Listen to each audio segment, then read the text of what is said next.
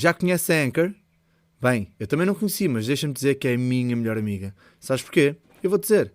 A Anchor é uma aplicação completamente grátis que te ajuda a fazer os teus podcasts em qualquer hora e em qualquer lugar.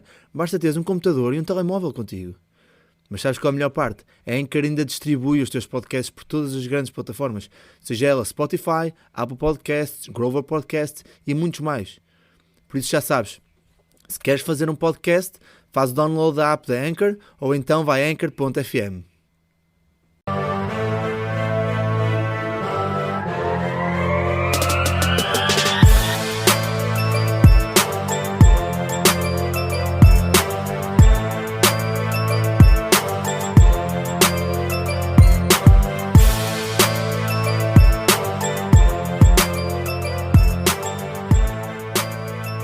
Olá, seja bem-vindo a mais um episódio do Quinto Quarto. Hoje tenho aqui comigo um antigo internacional português, hoje em dia é treinador, Miguel Miranda. Bem-vindo, Miguel, obrigado por ter aceito o meu convite e estás aqui presente neste episódio do Quinto Quarto.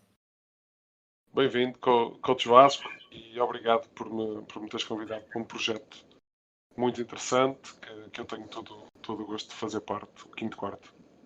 Ora bem, Miguel, tens mais de 20 anos na principal liga de basquetebol portuguesa, passaste por três clubes categóricos do país, o Porto, o Queluz, o Ovarense, estiveste presente no Eurobasket 2007, que foi a melhor classificação de sempre de uma seleção A nível europeu e mundial. Tens mais de 100 internacionalizações pela seleção A. Conta-nos um pouco de toda a tua história como jogador e depois esta transição para treinador. É assim, Vasco, eu comecei a jogar num clube aqui de bairro, aqui no clube da minha cooperativa, que chamava-se a Cooperativa Seta. Depois comecei a jogar basquete, depois, entretanto, saí e joguei futebol, joguei hóquei patins, joguei voleibol. E depois fui ver um jogo, um Porto-Benfica, em basquetebol no pavilhão Américo de Sá, e voltou outra vez a ser-nos aqui a chama e o bichinho do basquete. Na altura, um primo meu que estava ligado aos salesianos do Porto, e eu liguei-lhe e ele convidou-me para ir lá treinar. E eu comecei e fiz a minha formação um bocado mais a sério no basquete, nos salesianos do Porto.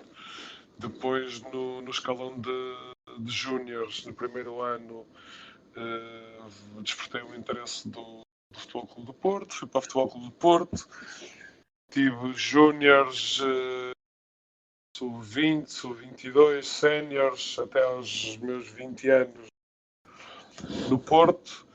Depois, entretanto, nessa altura estava com 20 anos e já fazia vida, estava na faculdade, mas entretanto, como treinava na equipa sénior, deixei de ter tempo para ir às aulas. Estava na faculdade de Engenharia do Porto e pronto, chegou ali uma altura em que eu tive que optar por ou continuar a ir às aulas e seguir para uma equipa menos profissional, ou optar por seguir a carreira de basquete.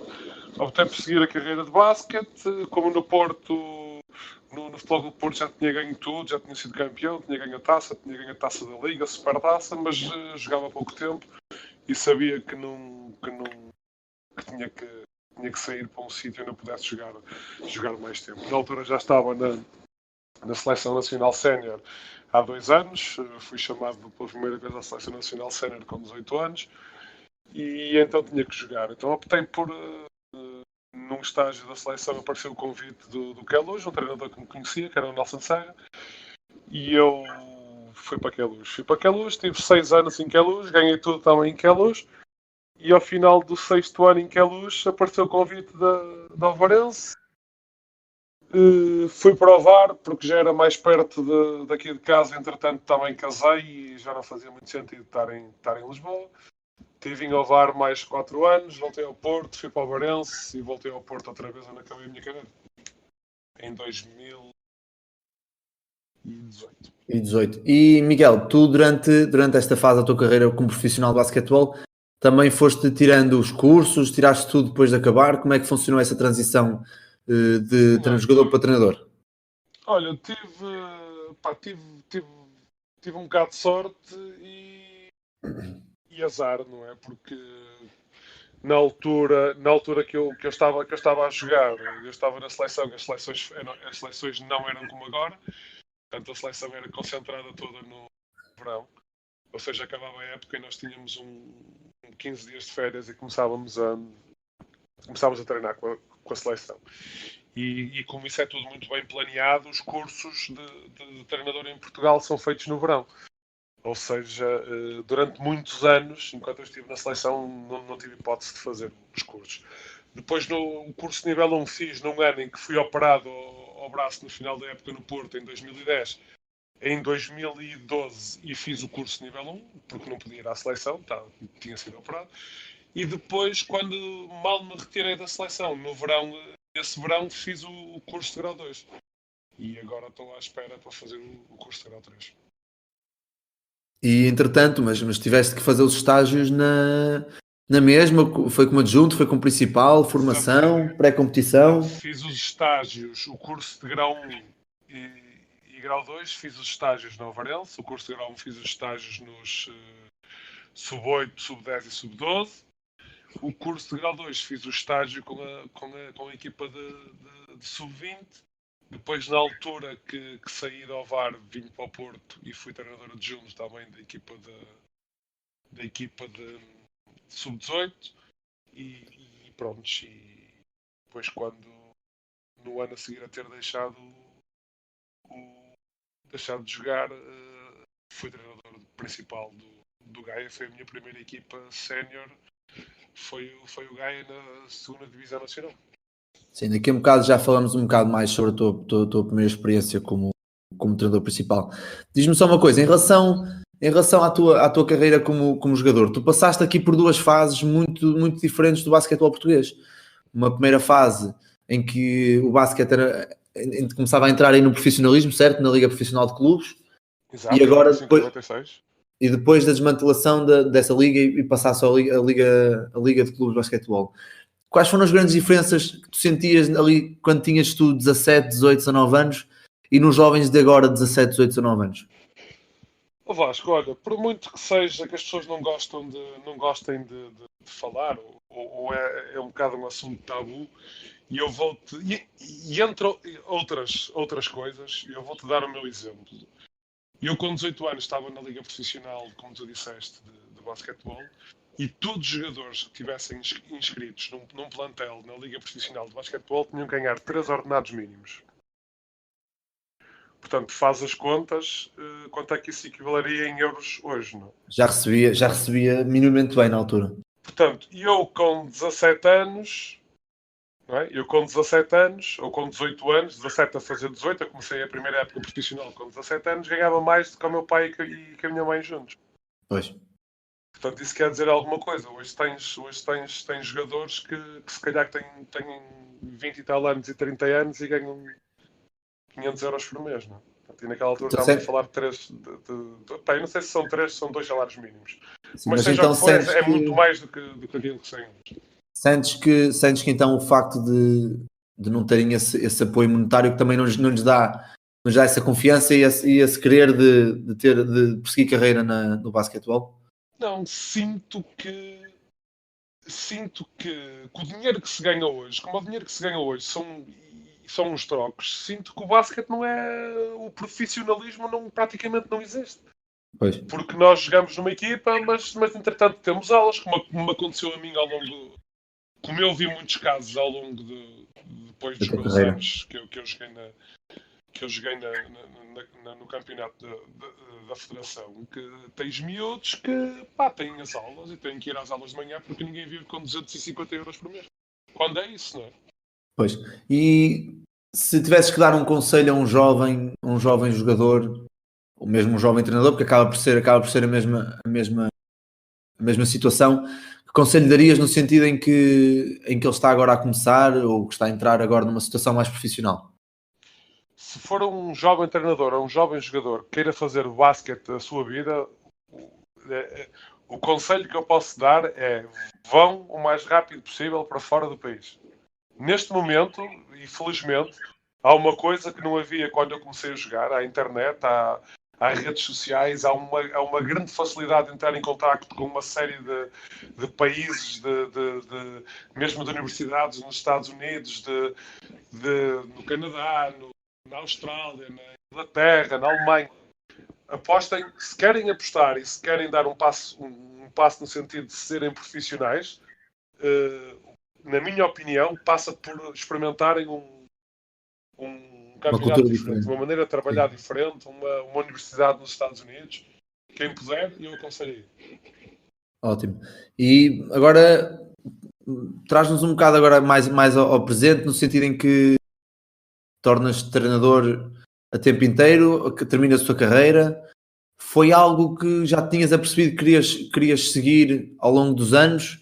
Ou na altura tiraste os cursos pelo gozo de tirar os cursos e depois era um bocado no sentido em que pá, se der deu, se não der não deu, ou então eu penso que se fosse por mim era um bocado assim, mas achas que o facto de ter sido treinado por grandes nomes do basquetebol português e mesmo internacional ajudou-te a tomar essa decisão de querer seguir carreira com o basquete como treinador? Sim, penso que me ajudou. Quando tu és treinado, e eu tive a felicidade de ser treinado pelos melhores treinadores portugueses e pelos melhores treinadores estrangeiros que passaram aqui na nossa liga. E quando tu começas a ter não um, não dois, nem três treinadores a dizerem-te que tu se calhar vais ser bom treinador, tu se calhar vais ser treinador, tu vais começando a pensar nisso. E depois, à medida que a tua carreira vai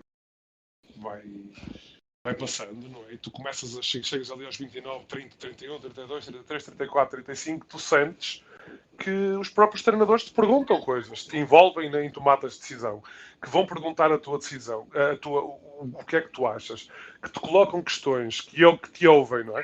Que te deixam tomar decisões que se calhar ainda não são só decisões de jogador, mas também de treinador.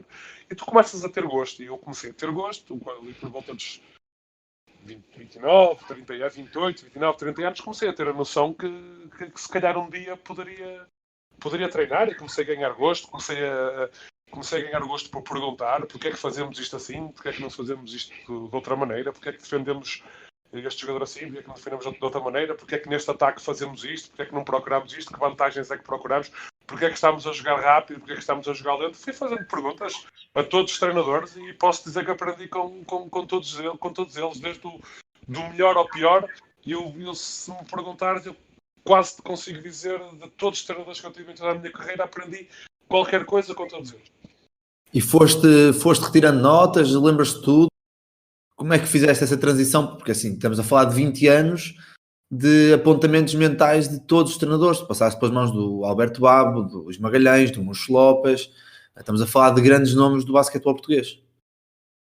Vasco, fui tirando notas, fui guardando playbooks, fui apontando num caderno que tenho aqui, que guardo comigo, que tenho aqui na minha mesinha cabeceira, que me serve para estar a ver agora um jogo da Liga Portuguesa, da Euroliga, de um campeonato qualquer da Europa e ver uma jogada e apontar. E fiz isso com todos. Fui apontando filosofias de treinadores que eu mais me identificava, treinadores que gostam de jogar por vantagens, treinadores que gostam de jogar em contra-ataque, treinadores que gostam de defender homem-homem, treinadores que gostam de defender zona. E fui apontando tudo aquilo que eu achava que me poderia ser útil para me ajudar caso um dia eu decidisse ser treinador. E aproveitaste tudo isso e entretanto tomas a decisão. E agora uma pergunta que eu já sei a resposta, porque vivenciei contigo, mas quero que tentes explicar um pouco aqui a quem nos ouve do outro lado, como é que é transitar da Liga Portuguesa de Basquetebol como jogador para a 4ª Divisão Nacional, a CNB2, como treinador numa primeira experiência de séniores. Quem te ouvir a falar até quase que pensa que tu foste meu adjunto. Não? Vasco, tu sabes como é que foi, não é? Primeiro tive a felicidade de, não digo isto por me teres convidado me teres convidado a mim antes do Pablo Lasso para falar aqui no teu podcast, mas tive a felicidade de ter um treinador jovem como tu que gosta de aprender e que me ensinou a mim também muitas coisas. Obrigado, eu. Ensinou-me uma realidade que eu não conhecia, depois de 22 anos de profissional, em que as pessoas acordam, comem e dormem a pensar em basquete, em que tu passas as 24 horas do teu dia a preparar-te para treinar. Se não estás a treinar, estás a descansar para treinar no dia a seguir. Passei para uma realidade que é uma quarta divisão nacional, em que os jogadores não são remunerados, em que tens que contar com os jogadores que se querem comprometer, porque nem todos estão nem todos estão nessa perspectiva de se comprometerem, uns porque têm faculdades, outros mas foi aquilo que a gente falou várias vezes. Para mim, digo-te, e tu sabes que é verdade, porque falámos isso várias vezes, foi uma experiência espetacular, aprendi muito, relembrei-me dos meus tempos de 15 e 16 anos, em que ia treinar ao final do dia, muitas vezes depois de estudar, e eles, neste caso, depois de trabalhar várias horas e que se calhar já não têm grande capacidade mental para estarem ali a ouvir alguém a berrar com eles. Aliás, as nossas sextas-feiras eram treinos sempre muito bons. E só para tu veres a diferença, a sexta-feira, que é a sexta-feira numa equipa profissional, que é o dia em que é o culminar de uma semana em que tu vais um dia trabalhando o movimento da equipa adversária, depois no dia trabalhas outro, depois trabalhas uma defesa e outra defesa, e à sexta-feira é o treino menos exigente fisicamente, se calhar, mas o treino muito exigente mentalmente, em que tu compilas tudo ali naquele treino, tudo que é trabalho de scouting, tudo que é trabalho defensivo que vais fazer, tudo que é trabalho ofensivo, quem é que vais atacar, quem é que não vais atacar, como é que se defende o jogador A, como é que se defende o jogador B, quem é que vamos atacar, se vamos atacar o jogador, que é o treino essencial, não é numa equipa profissional, e tu sabes bem, os treinos de sexta-feira fazíamos o mínimo possível, porque eles chegavam já a um estado mental de cansaço e físico de cansaço tão grande que quase não se consegue trabalhar, e eu dizia-te várias vezes no início que não percebo o que é que se passa, não percebo o que é que se passa, e depois claramente foi-me percebendo que as realidades eram diferentes. E depois de te habituar a essa realidade e de te ajustares, sentiste que tinhas que mudar muita coisa enquanto pessoa do que eras do Miguel Miranda jogador para Miguel Miranda treinador, ou a tua maneira de estar e filosofia de basquete, por assim dizer, manteve-se? Não, Vasco, e eu tentei, a minha maneira de estar foi a mesma, daquilo que eu jogava, de trabalhar bem, trabalhar forte, trabalhar concentrado, estar preparado para aquilo que ia acontecer no sábado, agora no jogo. Agora aquilo que eu tive que mudar tive que fazer, tínhamos que fazer uma seleção muito grande daquilo que se pedia, porque não era por mal, mas porque cheguei à conclusão que muitas das coisas para mim eram dados adquiridos, eram coisas que eu sabia já de há muitos anos para trás, que eles nunca tinham ouvido falar, que nunca tinham trabalhado. Quando tu tens um jogador que chega a séniores, um jogador de formação que chega a séniores, que é chamado para treinar na equipa sénior, e tu tens que estar a explicar o lado da bola e o lado da ajuda, quer dizer muita coisa. Não é? Claro. E tu foste adaptando isso tudo, não é? E explica-me lá, em relação aos modelos de jogo e aos sistemas de jogo que se fala, tu já ias com um modelo programado ou pré-pensado, por assim dizer, ou foi consoante a equipa que tu construíste, ou já ias meio-meio? Como é que isso foi tratado? Vasco, eu não tenho modelo de jogo, não é? Eu acho que só daqui por muitos anos é que eu terei um modelo de jogo. A minha maneira de pensar, posso estar certo ou estar errado, um treinador tem que se adaptar àquilo que encontra, não é? E eu adaptei-me àquilo que eu encontrei na realidade do Gaia. Eu gostava de poder jogar com um 3 que fosse grande e que jogasse de costas para o cesto, e conseguimos isso. Gostava de ter extremos lançadores que não tínhamos, portanto isso ficou logo depois, poucos treinos depois de ter começado, essa questão ficou resolvida, não tínhamos extremos lançadores, tínhamos postos dominantes que jogavam bem de costas para o cesto, tínhamos extremos que entravam no ressalto, ganhávamos muito bem ressaltos, mas eu penso que a filosofia de um treinador, e imagina uma coisa, e podendo estar a ser mal interpretado, mas é a minha opinião e portanto, como é a minha opinião, é válida. O que é que me interessa a mim se eu sou um treinador que gosto de jogar muito rápido, muito em transição, com muito posse de bola, se tem um base ou 2 ou 3 bases que não sabem driblar? Claro. Sim. Percebes? O que é que me interessa a mim ser um treinador que gosta muito de alimentar o jogo interior se depois chega à equipa e não tenho postos para jogar, que os postos não gostam de jogar de costas para o cesto? Porque eu acho que essa é uma situação muito interessante. Porque nós dizemos muitas vezes, a minha filosofia de jogo é jogar flex. A minha filosofia de jogo é que eu não jogo, e tu sabes perfeitamente hashtag no more flex move. Mas, mas que, porque para jogar flex já é muita gente que joga. E se algum dia algum treinador me conseguir explicar qual é o objetivo, qual é a vantagem que tenta tirar do flex e me conseguir explicar isso, se calhar eu a partir daí vou passar a jogar flex. Como nunca ninguém me conseguiu explicar qual é a vantagem do movimento flex, eu não vou jogar flex porque para os jogadores andarem a mexer de um lado para o outro há mil e uma jogadas que se podem utilizar.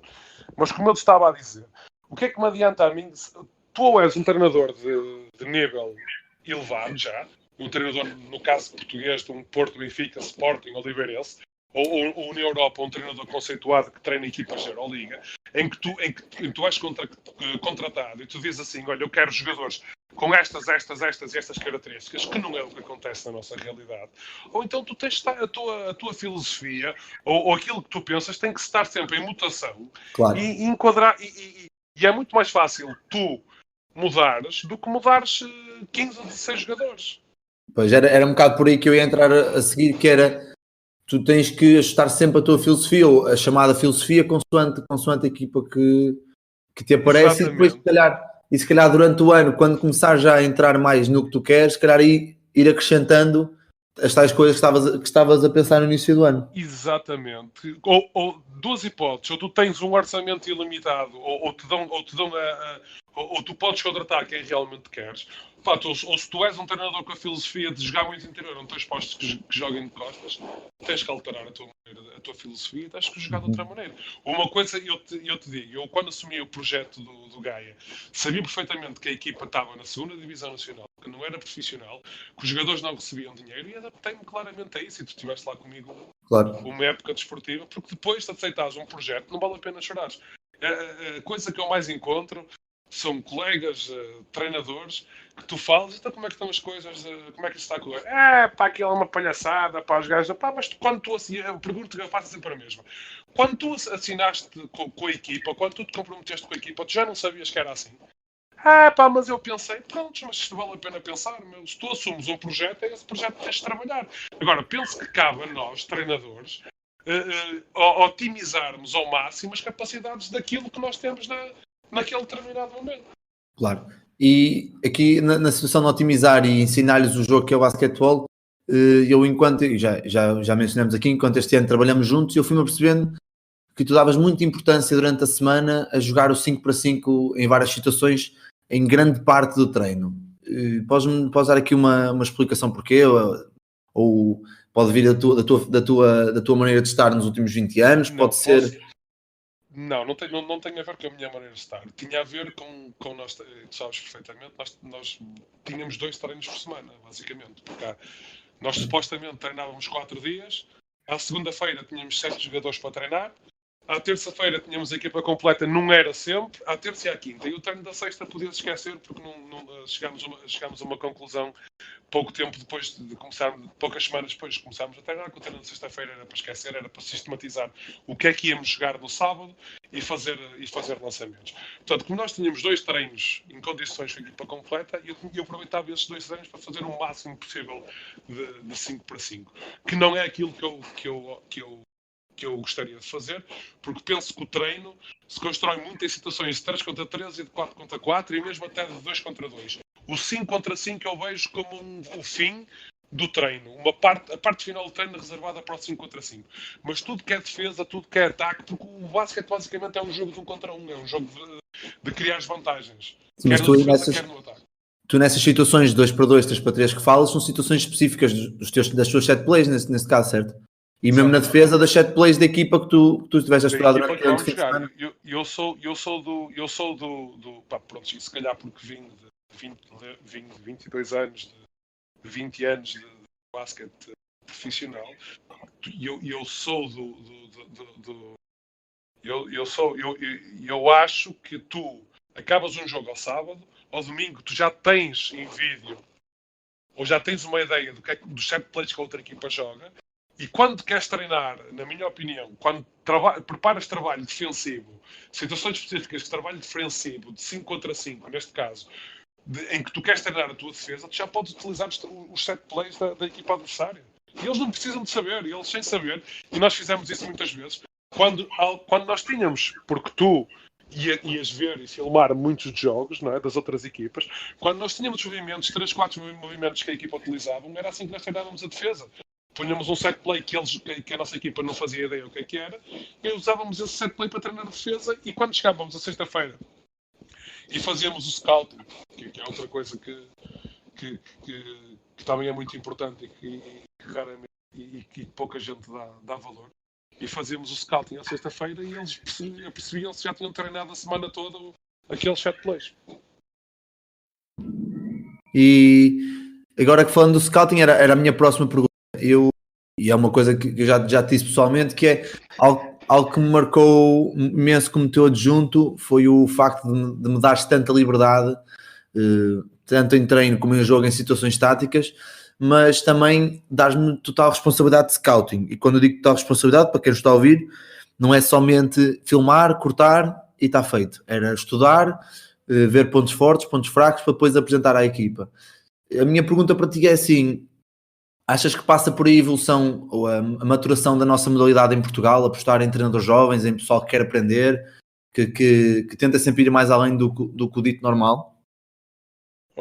Eu acho que faz toda a questão, tirando a questão da idade, de ser jovem ou não ser jovem, se calhar os jovens mais facilmente, mas não tem necessariamente que ser jovem. Mas eu penso que passa por pessoas que querem aprender. Penso que passa por pessoas, uma equipa, numa equipa, eu não gosto muito da palavra treinador adjunto, porque nós, afinal, na realidade, somos os treinadores. Porque, por exemplo, eu não concebo uma ideia de estar a treinar focado no ataque e na defesa. Tu sabes bem que isso é verdade. Muitas vezes a parte defensiva ficava contigo nos treinos. Tu é que davas feedbacks defensivos. Porque eu acho que é impossível alguém um treinador estar no treino, controlar o ataque e a defesa. E o mesmo se passa em situações de scouting, o mesmo se passa em situações de... Era muito mais fácil para mim ter-te, neste caso a ti, responsável, por exemplo, pelas bolas fora. E a mim não me fazia confusão nenhuma. Alguns treinadores têm a mania e tu vês que há treinadores que nem têm adjuntos. Muitos treinadores aqui infelizmente isso acontece em muitas equipas. Não quero adjunto, não preciso de adjunto. Isso é impossível. É impossível um treinador num jogo controlar quem é que tem faltas, quem é que não tem faltas, quantas faltas temos, já pedimos quantos tempo. Estás a perceber o que eu estou a dizer? É impossível. Sim. Eu não sei como é que hoje, em pleno século XXI, se as pessoas pensam assim. E eu não consigo controlar tudo. Eu a ver um jogo, como treinador, a ver um jogo, se eu não tenho ninguém ao lado a colaborar comigo, a chamar-me a atenção, a dizer, olha, no ataque eles estão a fazer isto, olha, eles estão a defender dois no bloqueio direto, estão a passar por trás, estão não sei o quê. É impossível. Olha, com um gajo está a jogar já há 15 minutos, é preciso tirar. Estás a perceber? Eu dou toda essa liberdade. Tu foste o meu primeiro adjunto até agora e único, mas eu pretendo fazer isso com todos. E uma coisa que eu gosto, que era uma coisa que tu me fazias muitas vezes, era questionar-me. Penso que é outra coisa que também acontece com os treinadores adjuntos, é a questão do treino, desligam-se completamente do treino, isto não tem nada a ver comigo, mas não, questionar, e muitas vezes, quando eu não sabia, e tu sabes que é verdade, quando eu não sabia a resposta, dizia, abaixo, vou pensar, e amanhã digo-te alguma coisa, porque eu também não sei as respostas todas, não é? Claro. E passa aí um bocado o processo de crescimento também, tanto para mim como para ti, enquanto treinador. Da equipa técnica, exatamente, da equipa técnica. Claro. Em relação, agora que entramos aqui nesta parte de me dar esta liberdade, há aqui uma história que eu gosto de partilhar e também que entra com uma pergunta, que é, há um jogo que nós fazemos, eu já não me recordo com quem, que tu, 10 minutos antes do jogo começarmos, assim, Vasco, a primeira bola do jogo é tua, escolhe. E a bola que eu escolhi, a jogada que eu escolhi correu mal, correu muito mal. E eu depois nunca te perguntei, e pergunto-te agora, e já fica aqui já registado, ainda bem, o porquê de teres feito isso? Assim do nada, sem qualquer tipo de preparação? Foi algum tipo de teste? Foi uma coisa que te veio assim do nada? Não, porque eu queria ter a certeza que tu ias ser um grande treinador como eu acredito que vais ser. Porque tu disseste-me, sim, sim, vamos embora e eu faço isto. Pá, eu queria saber como é que tu eras, eu queria saber como é que tu estavas, queria saber se fosse preciso, se eu levasse 2 técnicas e saísse, estavas pronto a assumir a equipa. E logo ali deu uma confiança que podia contar contigo, porque aquilo não era nada, era a primeira bola de jogo. Mas eu tenho a certeza que se calhar 80 ou 90% dos treinadores me iam dizer não, não, não, pá, não consigo, trata tudo isso. E eu queria ver essa tua irreverência. Porque o facto de seres um treinador jovem, relativamente jovem, também traz coisas que tu ainda não dominas bem, mas traz também coisas muito boas. É a irreverência. A irreverência de dizer não, eu assumo isso, não, eu faço, não há problema nenhum, eu desenho isso, está tranquilo. E foi isso. Era isso que eu queria testar. Ótimo, ainda bem, e correu bem porque, correu bem, na altura correu mal porque a jogada não deu em nada, mas correu bem porque realmente senti outra segurança enquanto teu adjunto, porque assim, estamos a falar, e acho que é normal para qualquer rapaz de 23 anos que toda a vida vê basquete português, um dia sou treinador do Sub-14 do Gaia e no dia a seguir sou adjunto do Miguel Miranda, uma figura incontornável do basquetebol, e esse momento fez-me perceber que ok, posso fazer a cagada que fizer, que ele vai comigo até ao fim. E a verdade é que passado 3 ou 4 meses de ter acabado a época, ou 5 meses, já nem sei bem, estamos aqui a falar um com o outro e posso dizer que fiquei com uma amizade e espero que dure durante muito tempo. Claro, e o sentimento é igual da minha parte. Olha que não há muita gente a vir jantar tantas vezes cá a casa como tu vieste. Tu não te esqueças de ter aí uma conta qualquer para pagar um dia desses. Vais ter que chegar aí à frente e pagar aí uma conta, mas ó Vasco, eu sei que foi a primeira experiência que eu tive, mas eu não concebo uma equipa técnica em que o treinador adjunto, em que o treinador principal não gosta do treinador que está com ele. Não vou chamar adjunto, mas não gosta do outro treinador que está com ele, ou não falam, ou um diz uma coisa aos jogadores e o outro vai por trás, pá, porque já isso acontece montes de vezes e eu nunca queria que isso acontecesse comigo. E queria queria e quero e vou querer sempre que o meu treinador adjunto ou o treinador que está comigo, que está a trabalhar comigo, seja o mais interventivo possível. O mais interventivo possível. Tenha liberdade para em qualquer altura e, como tu sabes, os jogadores exatamente igual. E eu não tenho problema nenhum em pedir um desconto de tempo para decidir uma bola final que pode ganhar o jogo, como aconteceu, e um jogador desenhar a jogada, porque eles é que estão lá dentro, eles é que sentem. Eu passei por isso tantas vezes. Mas nós estamos cá fora a pensar numa coisa, quem está lá dentro está a ver uma coisa completamente diferente e que possivelmente é a realidade. Claro. E só para terminar, Miguel, uma última questão. Em relação ainda sobre o scout, podes enaltecer um bocado o que é que tu procuras quando fazes o scouting de uma equipa, o que é que dás mais valor, se mudas isso consoante a liga onde estás inserido, ou se acaba por ser sempre uma base e constróis a partir daí? Não, olha, eu dou muito valor ao scouting e o scouting bem feito ajuda muitas equipas a trabalhar durante a semana. Ajuda principalmente o treinador a definir o plano ofensivo e o plano defensivo logo muito cedo, no início da semana. Quando tens. Agora, a realidade é que nós apanhamos uma realidade na segunda Divisão Nacional, a CNB2, que, pá, jogos Arouca, jogos que não dá, que as equipas jogavam ao mesmo tempo que a nossa equipa, que não dava para ir ver. E então tínhamos que improvisar e preocupar-nos mais essa semana com a nossa equipa. Mas eu considero o scouting um elemento fundamental hoje em dia, com toda a tecnologia que existe, para uma equipa preparar um jogo em condições.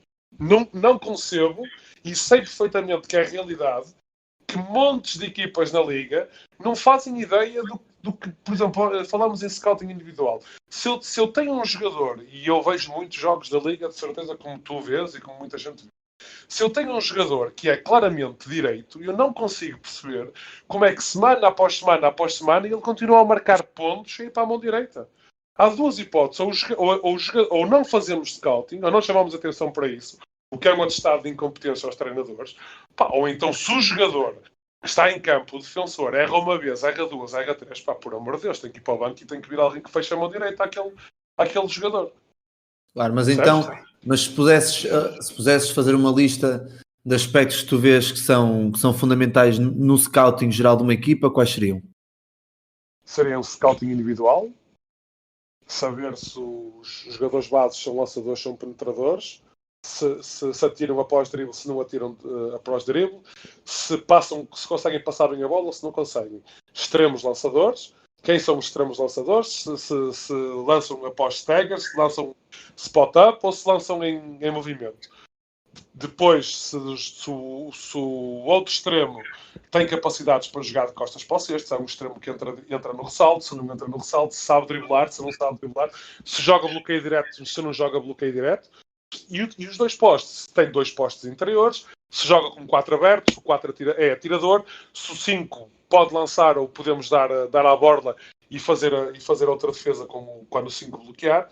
Pá, são esses aspectos. E procurar no início, porque normalmente acontece sempre nos primeiros minutos de cada período, é quando as equipas fazem os movimentos praticamente todos até ao fim. Ou porque vêm do fim do período, ou porque vêm do intervalo. Portanto, aqueles 2-3 minutos iniciais é quando dá perfeitamente para tu conseguires tirar movimentos, para conseguires tirar sinais, se é 5, se é cornos, se é 3, se é 2 lados, e dar relevância a esses anos. Porque depois, de meio do período para a frente, já começa a ser. Então, se for na CNV2, já é um caos completo e já se consegue. Mas em relação depois ao scouting coletivo, houve uma coisa que também me chamou a atenção em relação ao teu trabalho, que foi em situações de equipas em que as jogadas tinham uma dinâmica muito longa, tu centravas-te só numa ou 2 situações e trabalhávamos isso. Sentes que é muito por aí em todos os set plays ou só em alguns, e há outros set plays que são set plays mais rápidos e aí deves ver o set play todo do início ao fim? Não. Isso foi uma das adaptações que nós tivemos que eu tive que fazer quando cheguei ali à segunda divisão, porque eu vinha de uma realidade em que tu à quarta-feira sabes, e não são poucos, sabes quantos set plays é que a equipa adversária joga e sabes o nome de todos os set plays e sabes tão bem os set plays que eles vão jogar como os teus. Percebes? Eu sei que se é cornos e o bloqueio direto é feito do 4, sei que o 4 vai fazer pick and pop, e sei que se é cornos e ele joga para o lado 5, sei que o 5 vai rolar. Então eu posso condicionar a minha defesa e dizer, olha, sempre que pedirem cornos, o defensor do 5 grita, estou aqui, e mandamos sempre para o lado 5, porque não quero que o 4 fique sozinho para atirar. Percebes? Pá, só que isso requer tempo. Isso estamos a falar de 8, 9 treinos por semana, que era o que tu não tinhas ali. Tu às vezes tínhamos 2 treinos. Que acaba por ser o fundamental quando se está em ligas mais competitivas. A parte das estratégias táticas e estratégias tanto defensivas como ofensivas de cada equipa. Exatamente. É nisso que eu acredito. Bem, Miguel, da minha parte está tudo. Não sei se queres acrescentar alguma coisa, se não queres. Não, quero-te agradecer, quero louvar esta tua iniciativa de partilhar ideias aqui com os outros treinadores. Quero-te dizer que estas são as minhas opiniões e é basicamente isto que eu acredito, em outras coisas que não falamos. E que são ideias minhas e quem gostar gosta, quem não gostar não gosta, e que se alguém quiser ajuda ou se alguém quiser que eu esclareça alguma coisa daquilo que eu disse, que tenha os meus contactos no Twitter e eu estou sempre disponível a ajudar aqui. Sim, depois eu coloco na descrição a tua página do Twitter e talvez o teu e-mail, depois podemos ver isso melhor. Mas pronto, da minha parte está tudo. Tu que estás desse lado, já sabes, se tens alguma questão para colocar tanto a mim ou ao Miguel em relação a este episódio, não hesites em perguntar. Como falamos a semana passada, ou há 15 dias atrás neste caso, perguntar só faz bem, o não é garantido, vocês já sabem. E bem, Miguel, espero que este ano, nós não falamos, este ano não estás com nenhuma equipa, mas espero que nos próximos anos isso não aconteça e que estejas em boas equipas e eu que possa seguir o teu trabalho e vamos lá ver como é que corre. Vamos ver como é que corre. Miguel, obrigado mais uma vez por estares aqui. Vasco, todos Vasco.